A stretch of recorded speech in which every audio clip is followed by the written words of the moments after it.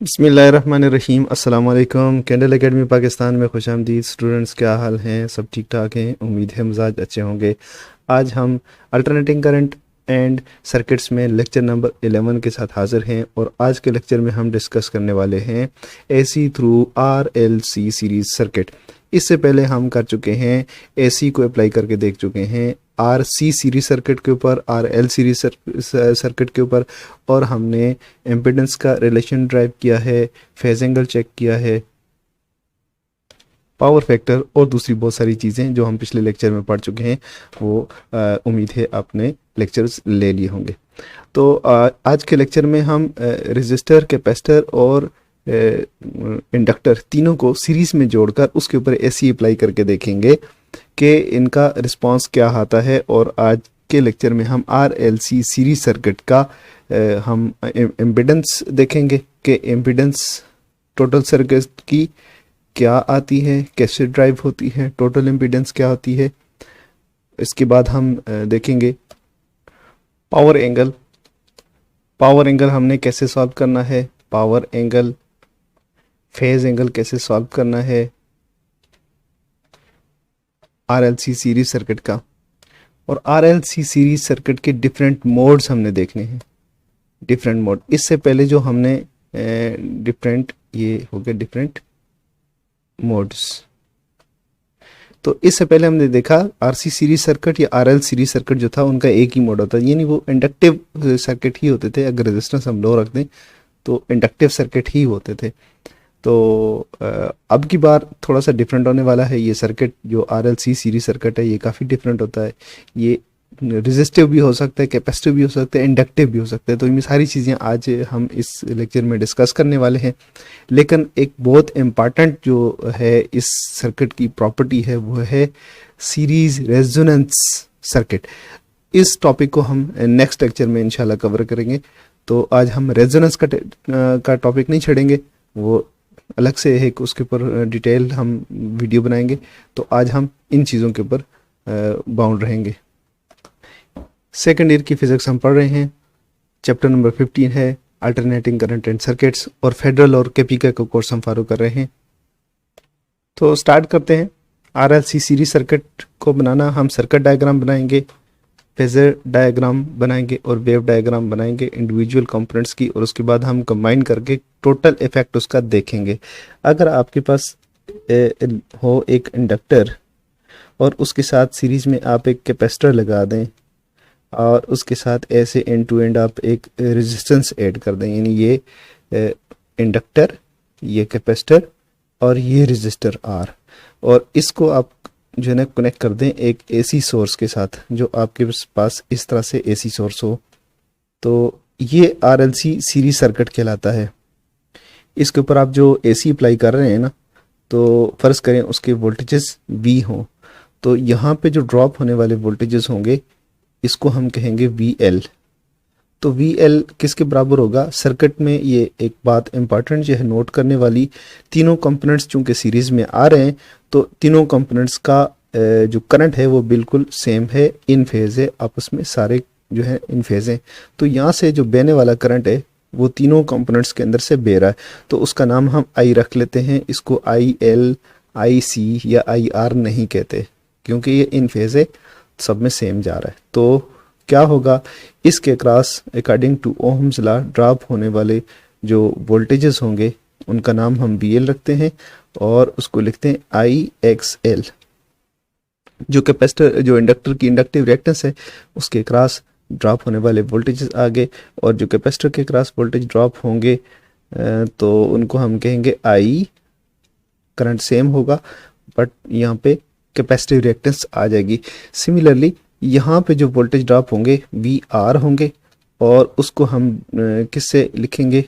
I R, ये I R voltage drop होगा।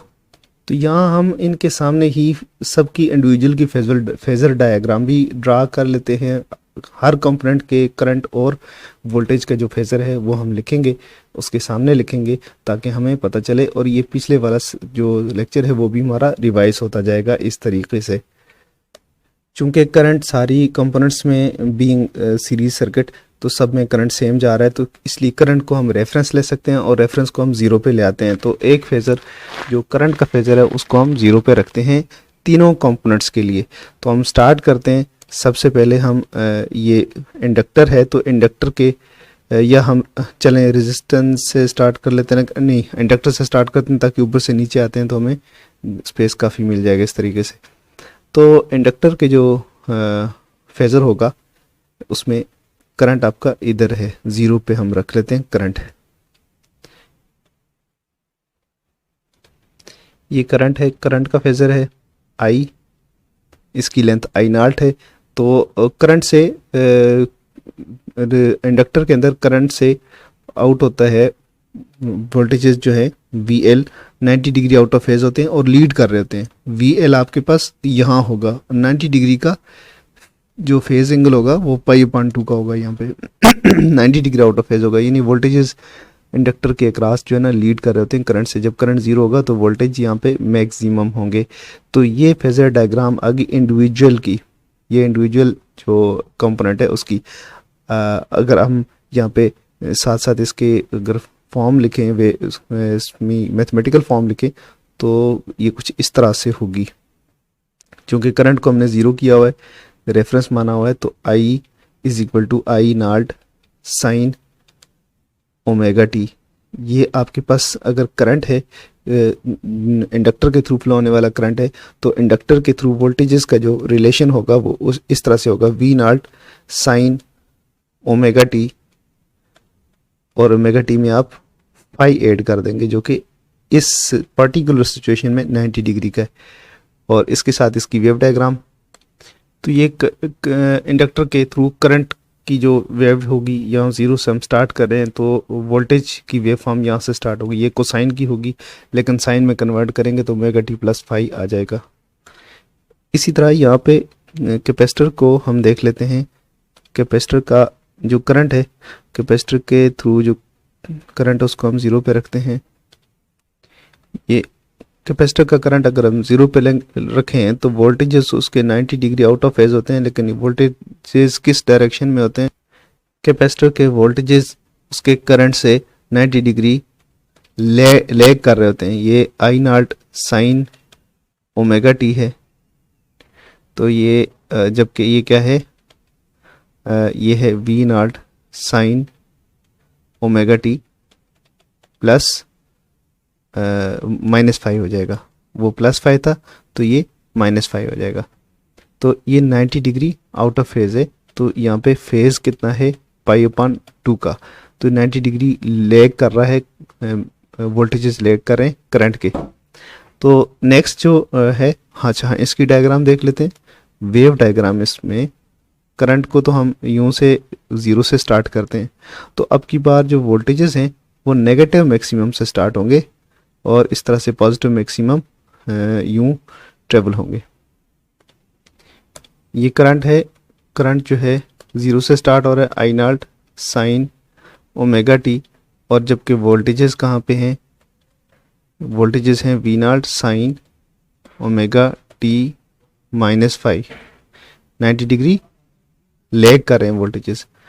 यहाँ पे तीसरी जो डायग्राम, तीसरी जो कंपोनेंट है वो है रेजिस्टेंस। तो रेजिस्टेंस के क्रॉस वोल्टेज करंट का जो फेज़र है वो अगर हम ज़ीरो पे रखते हैं तो वोल्टेज का फेज़र कहाँ पे होगा, तो बड़ी सिंपल सी बात है, तो रेजिस्टेंस में जो वोल्टेज का फेज़र है वो भी ज़ीरो पे होगा। तो ये है current I not sine omega T, जबकि वोल्टेज का क्या है, वोल्टेज भी क्या है V not sine omega T. तो रेजिस्टर के थ्रू करंट और वोल्टेजेस दोनों इन फेज होते हैं। तो इन फेज होने का मतलब क्या होता है, to be in step with. यहाँ पे देखें ये तीनों जो है दोनों उसकी दोनों वेव फॉर्म जो हैं I not sine omega T और V not sine omega T, आप उसमें इन फेज हैं रेजिस्टेंस के क्रॉस। लेकिन इन तीनों का जो टोटल इफेक्ट आ रहा है हमने वो सॉल्व करना है, वो कितना है, क्या होगा। इन तीनों के अक्रॉस जो वोल्टेज ड्रॉप होंगे, यहाँ पे टोटल जो वोल्टेजेस ड्रॉप होंगे ये बराबर होंगे V के। अब ये हमने कैसे फाइंड करना है, हमें ये अच्छी तरह से पता चल गया कि इनके फेज़र को देखते हुए कि यहाँ पे इंडक्टर का फेज़र कुछ इस तरह से है, VL और I। कैपेसिटर का फेज़र कुछ इस तरह से है, I और VC। और रेजिस्टेंस का जो फेज़र है वो दोनों फेज़ जो हैं वो ऐसे ही है, दोनों फेज़र ऐसे बन रहे हैं, इन फेज़ बन रहे हैं, I और VR। तो ये फेज़र हमने देख ली। अगर हमें इसको कंबाइन करना चाहें, तीनों में करंट की जो डायरेक्शन है वो बिल्कुल सेम है, करंट का एंगल बिल्कुल सेम है, इन फेज़ है करंट तीनों में, तो हम करंट को हटा देते हैं। यहाँ पे VR है और VL और VC दोनों आपस में एक दूसरे के से 90 डिग्री आउट ऑफ फेज आ रहे हैं। तो हम एक तरह से इनकी कंबाइंड डायग्राम ड्रा करना चाहें, फेजर डायग्राम, तो कुछ इस तरह से होगी। यहाँ पे हम लिखेंगे VL और ये VR है, VR, और यहाँ नीचे की तरफ जो होगा वो VC होगा। अब जो VL है और VC हैं दोनों एक दूसरे के बिल्कुल ही अपोजिट आ रहे हैं, तो इसका मतलब ये इनका जो नेट इफेक्ट होगा या तो वो इस डायरेक्शन में होगा या इस डायरेक्शन में होगा या फिर इस डायरेक्शन में होगा। यानी दोनों जब इक्वल होंगे तो दोनों एक दूसरे को कैंसिल कर जाएंगे, तो नेट जो इफेक्ट हो इस तरफ होगा। अगर तो दोनों इक्वल नहीं हुए, डिस इक्वल हुए, अनइक्वल हुए, तो जिसकी क्वांटिटी ज़्यादा, दोनों के जो डिफरेंस अगर हम लेंगे, जिसकी क्वांटिटी ज़्यादा होगी तो उसकी डायरेक्शन में फेज़र बनेगा। यानी जो नेट फेज़र होगा हमारा, तो नेट फेज़र डायग्राम ऐसे नहीं होगी जिस तरह हमने ड्रा की हुई है। तो नेट फेज़र की हमारी 3 सिचुएशंस हो सकती हैं। या तो नेट फेज़र हमारा यूं बनेगा,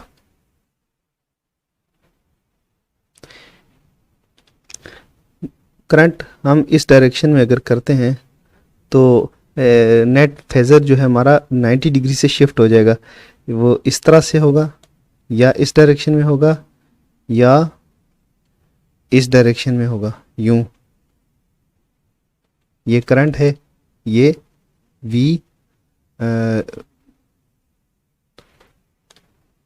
ये VC है, ये VL है, एंगल ये फाई, और इस सूरत में भी एंगल फाई। डिपेंड करता है कि सर्किट आपका इंडक्टिव हो तो ये होगी डायग्राम, कैपेसिटिव हो तो ये डायग्राम होगी।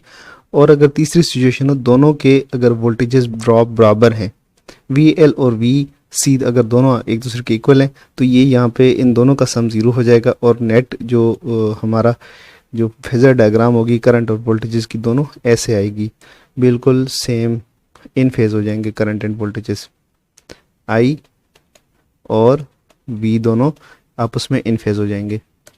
अब हमें चूंकि पता है किरचॉफ्स लॉ से कि वोल्टेज राइज ये एक लूप है, इसके ऊपर अगर हम किरचॉफ लॉ अप्लाई करें तो वोल्टेज राइज और वोल्टेज ड्रॉप आपस में इक्वल होते हैं। सिंपल तरीके से हम ऐड इसलिए नहीं कर सकते कि यहाँ पे हमने वेक्टर एडिशन करनी होगी, क्योंकि सारे वोल्टेजेस जो हैं एक दूसरे से आउट ऑफ फेज हैं। तो इसलिए अब इस डायग्राम को ज़हन में रखते हुए हम इसका जो इक्वेशन है इस तरह से लिख सकते हैं, V² is equal to, Pythagoras theorem लगाना पड़ेगा, लेकिन अब जो है ना डिफरेंस की फॉर्म में आएगा, VR का square plus VL minus VC और होल स्क्वायर होगा। और इसको हम कन्वर्ट कर सकते हैं, क्योंकि हमें V की वैल्यू चाहिए, तो ये हो जाएगा VR का square plus VL minus VC का स्क्वायर। तो ये हमारे वोल्टेजेस की इक्वेशन बनती है, नेट वोल्टेजेस। ये अकॉर्डिंग टू किरचॉफ लॉ अगर हम सॉल्व करेंगे तो ये आएगा। अब इसका जो डिफरेंस है, इनका डिफरेंस अगर पॉजिटिव में आता है, VL माइनस VC अगर पॉजिटिव हो तो सर्किट इंडक्टिव होगा। अगर VL माइनस VC का आंसर नेगेटिव में आए तो सर्किट कैपेसिटिव होगा। और अगर इन दोनों का जो डिफरेंस है वो 0 आए तो सर्किट प्योर रेजिस्टिव होगा। इसी वोल्टेज की इक्वेशन से हम इम्पीडेंस भी ड्राइव कर सकते हैं। नेक्स्ट पेज पे चलते हैं। हमें आसानी रहेगी कि हम वोल्टेजेस के बजाय इस इक्वेशन को हम एम्पिडेंस की फॉर्म में लिखें तो वोल्टेजेस यहाँ पे किसके बराबर होंगे, V इज इक्वल टू, ये अप्लाइड वोल्टेजेस हैं, किसके इक्वल हैं, वी आर किसके बराबर होता है, आई आर के आई स्क्वेयर, आर स्क्वेयर के बराबर होगा, V is equal to I R का फार्मूला लगाना होगा और इसके अंदर हम लगाएंगे तो ये क्या बनेगा, आई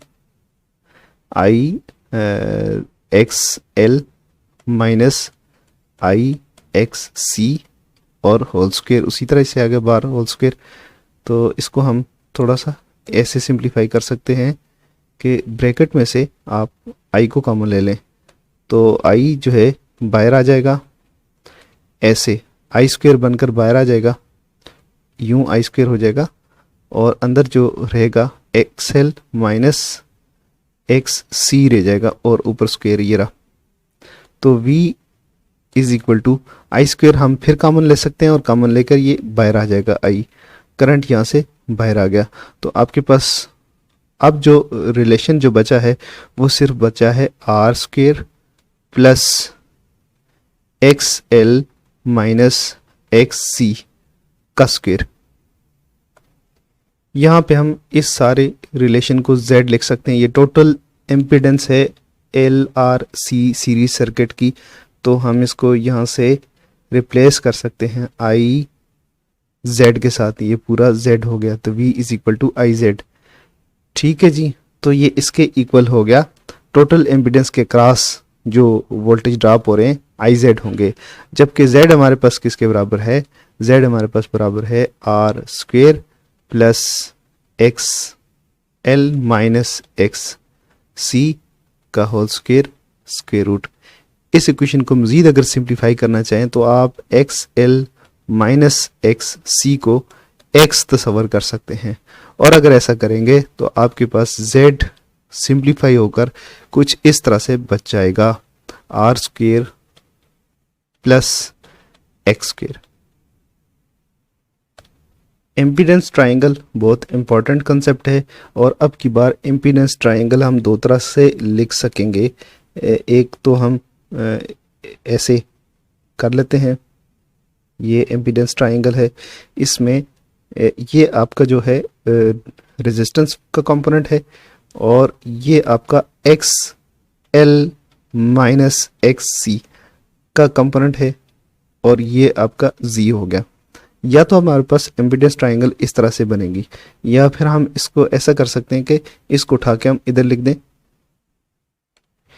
यानी आपके पास ये आ गया रेजिस्टेंस का फेजर आ गया और ये है एक्स सी माइनस एक्स एल। अगर आप एक्स सी को पॉजिटिव लिखेंगे तो ये फेजर डायग्राम इम्पीडेंस ट्राइंगल की डायग्राम जो है वो कुछ इस तरह से बनेगी।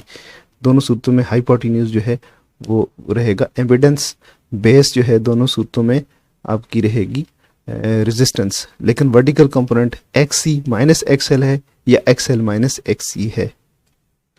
आप फेज एंगल लिख सकते हैं, हमने कहा था कि फेज एंगल भी हम लिखेंगे, पावर एंगल, चलें पावर एंगल पहले लिख लेते हैं। पावर एंगल आपके पास आएगा, सॉल्व करेंगे तो कॉस फाई, ये जो एंगल है ये फाई है और यहाँ भी ये फाई एंगल है, तो कॉस फाई किसके इक्वल होगा, कॉस फाई इक्वल होगा आर अपॉन जेड के, जो कि बेस अपॉन हाइपोटेन्यूज के बराबर आता है, आर अपॉन जेड के।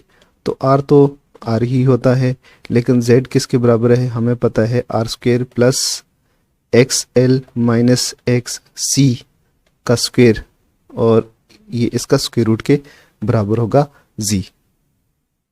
तो यहाँ से हम पावर एंगल निकाल सकते हैं।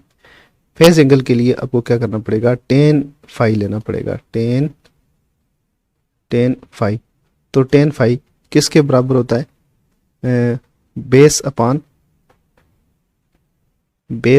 परपेंडिकुलर,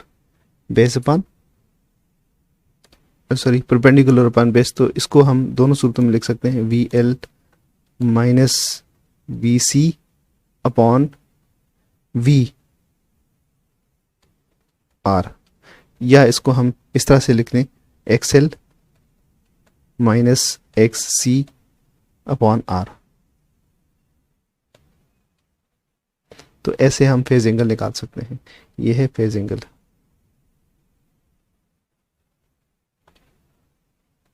वंस आपके पास फाई की वैल्यू आ जाती है, जो कि आप कॉस फाई से या टेन फाई से निकाल सकते हैं, तो आपके पास फाई की वैल्यू आ जाती है, तो आप पावर कंज्यूम्ड जो है निकाल सकते हैं। पावर कंज्यूम्ड मसला ही नहीं है। P is equal to V I, voltage और करंट, जो टोटल वोल्टेजेस आपने जो सॉल्व किए हैं V, और करंट तो सेम ही है, उसके साथ आप कॉस फाई को मल्टीप्लाई कर देंगे जो आपने फेज एंगल फाइंड किए। तो ये जो पावर है ये कंज्यूम हो रही होगी RLC सीरीज सर्किट के अंदर। कॉस फाई की वैल्यू 0 और 1 के दरमियान होगी, 0 और 1 के दरमियान। तो ये पावर फैक्टर कहलाता है। कॉस फाई ये वाला पोर्शन जो है ये पावर फैक्टर कहलाता है। ये करंट वोल्टेज भी फैक्टर है, आई भी फैक्टर है, कॉस फाई भी फैक्टर है। कॉस फाई 0 और 1 के दरमियान है, तो इसलिए एक्स जो अच्छा पावर फैक्टर होता है 1 होता है, और सबसे कम जो है वो 0 हो सकता है। तो ये पावर फैक्टर है। जब हम RLC सीरीज सर्किट के ऊपर ऐसी वोल्टेजेस V अप्लाई कर देते हैं, तो उस वक्त ये इसकी कोई पर्टिकुलर फ्रिक्वेंसी होती है। हमारे पास ये वाल आउटलेट हो तो फिर 50 हर्ट्ज है, अदरवाइज कोई और सोर्स होती है 400 हर्ट्ज हो सकती है, even 1 kilo hertz, 50 kilo hertz, 100 kilo hertz भी हो सकती है।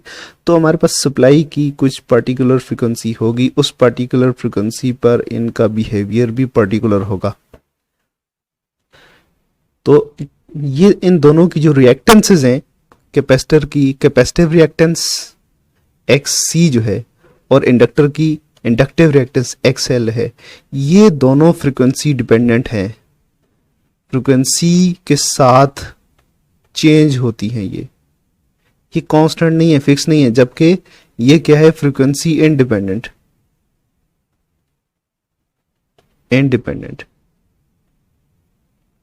इसकी जो वैल्यू है, एब्सोल्यूट वैल्यू, जितनी रेजिस्टेंस है इतनी ही है। लेकिन अगर आप फ्रीक्वेंसी चेंज करेंगे तो इसकी भी रिएक्टेंस चेंज हो जाएगी, कैपेसिटिव रिएक्टेंस और इंडक्टिव रिएक्टेंस दोनों की रिएक्टेंस चेंज हो जाएगी। अब वो रिलेशन क्या है फ्रीक्वेंसी के साथ, ये फाइंड करना बड़ा ही ईजी है, कोई मुश्किल नहीं है। इंडक्टर का जो रिलेशन है वो होता है XL is equal to 2 pi FL, और कैपेसिटर की जो रिएक्टेंस होती है 1/2 पाई FC होती है। तो जाहिर इससे मालूम ये होता है कि इसका जो फ्रीक्वेंसी के साथ इंडक्टिव रिएक्टेंस का जो रिलेशन है डायरेक्ट रिलेशन है।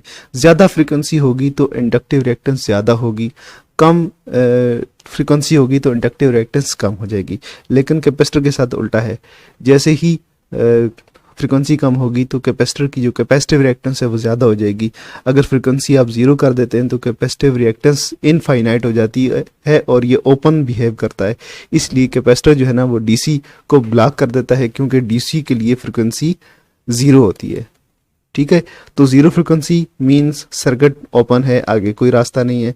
तो इसलिए कैपेसिटर जो है DC को ब्लॉक कर देता है, जबकि AC को पास करता है। और इंडक्टर अगर बहुत हाई फ्रीक्वेंसी कर देते हैं, मतलब बहुत ज़्यादा हाई फ्रीक्वेंसी कर देते हैं, तो कैपेसिटर की जो इंडक्टर की जो इंडक्टिव रिएक्टेंस है वो इनफाइनाइट हो जाएगी, वो बहुत इन्फिनिटी की तरफ जाना शुरू कर देगी, और उस वक्त ये सर्किट जो है ना ओपन बिहेव करेगा इस इंडक्टिव रिएक्टेंस के बहुत हाई होने की वजह से। तो इसका मतलब ये है कि बहुत हाई फ्रीक्वेंसी को ये ब्लॉक करता है, लो फ्रीक्वेंसी को अलाउ करता है इंडक्टर, और कैपेसिटर क्या करता है, लो फ्रीक्वेंसी को ब्लॉक करता है और हाई फ्रीक्वेंसी को जाने देता है। दोनों का एक दूसरे के से अपोजिट रिलेशन है। तो ये आप यहाँ से इन इक्वेशन से भी अंदाज़ा लगा सकते हैं।